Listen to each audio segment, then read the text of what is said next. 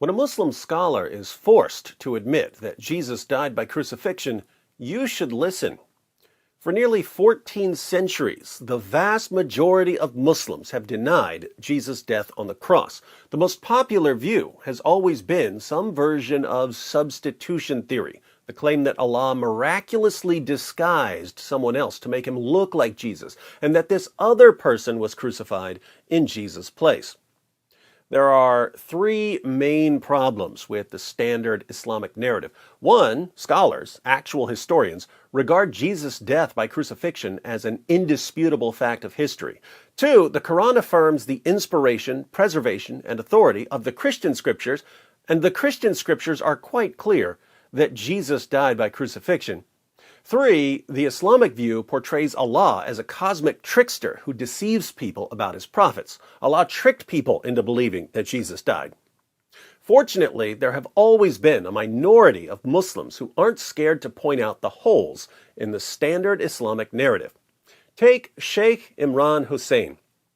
In a lecture about the Quran and the Messiah, Sheikh Imran eventually discusses the crucifixion of Jesus.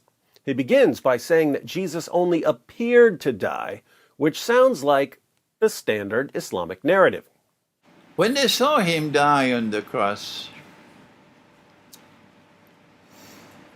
they were convinced he could not have been the Messiah. What they did not know was that Allah made it appear to them that he was crucified. But then he clarifies what it really means to be crucified and what it really means to die. First, crucifixion. What's the definition of crucifixion? It is that you should die by hanging on the cross. So crucifixion isn't simply nailing someone to a cross, it's the person dying by nailing him to a cross.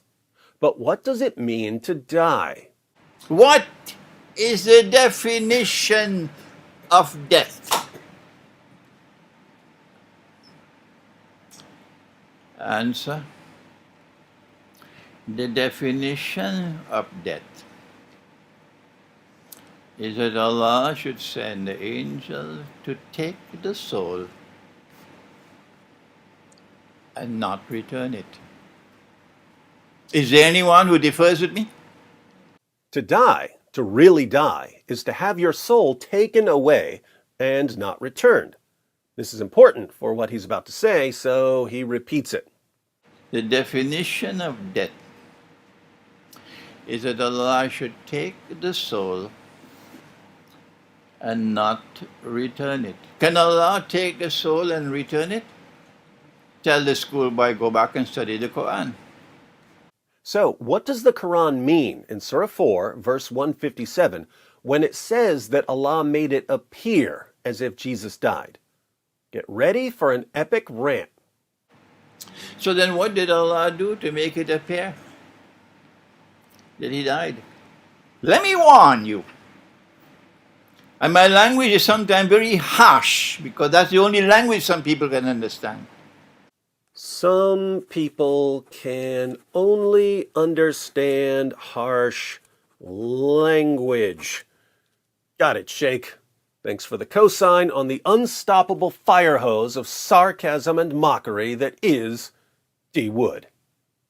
Don't come with this nonsense, because it is not only pathetic nonsense, it is absolutely sinful to say that Allah, wa na'udhu billah min hadha, Allah calls someone else to take the appearance of Nabi Isa alayhi salam, and that innocent man, innocent because he never claimed to be the Messiah, he was crucified. So, the standard Islamic narrative. Wait for Judgment Day with that nonsense. Pathetic nonsense. It's not there in the Quran, it's in your imagination. That's why it is. And yet it took the world of Islam by storm. What a brainwashed ummah we are today. He ain't lying. Well, then what happened? Well, then why don't you go to the Quran? Let the Quran explain rather than go on fancy flights of imagination. You're going to tell Allah on Judgment Day, you caused that man to assume the appearance of someone? And he who never claimed to be the Messiah, he was crucified. That is an act of injustice. You attributing injustice to Allah? What foolishness. He's right. Absolute foolishness. But it's what Muslims tell me every single day. Allah took his soul. They thought he was dead. They took down the body. They put the body in the cave. They sealed the cave. Allah returned the soul. As simple as that. Nobody knew that the soul was returned. And Allah raised him. So, while Jesus was on the cross, Allah took his soul, meaning that he was dead in the biological sense. His body was taken down from the cross and put in the tomb, but then Allah returned Jesus' soul to his body, meaning he didn't die in the stricter sense the Sheikh is talking about. He wasn't dead in the sense of Allah taking away the soul and not returning it. Allah did return his soul, so Jesus rose from biological death. But since so many Muslims have been indoctrinated with substitution theory, how about another warning, Sheikh? But let me warn you one more time. If you stick with this theory of substitution, you are going to be in a pathetic state on Judgment Day. Let me warn you one more time. This is a simple explanation from the Quran. And so, he did not die. Jesus didn't die in the sense that Sheikh Imran is talking about. He died in the normal sense of the word died. He was crucified in the normal sense of the word crucified. But given more specific meanings of these terms, Jesus wasn't killed and wasn't crucified. Now, it may sound as if Sheikh Imran is just playing word games here, but think about the point he's making, because he may be right about what the Quran is claiming. The Quran says nothing about Allah disguising someone else and making him look like Jesus. The Quran simply says they didn't kill him and didn't crucify him. In context, people are bragging, "We killed the Messiah, we crucified the Messiah, we got him, he's finished." And Allah's response is, "No, you didn't, and no, he isn't."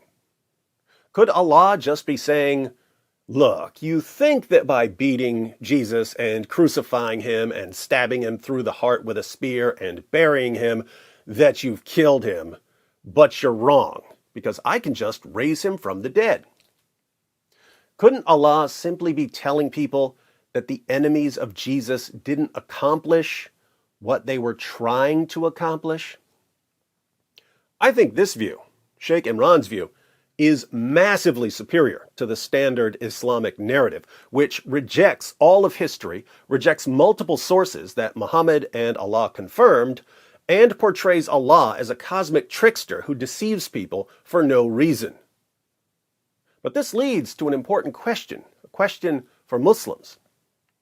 My Muslim friends, if you've been wrong about Jesus' death and resurrection for nearly 14 centuries, what else are you wrong about?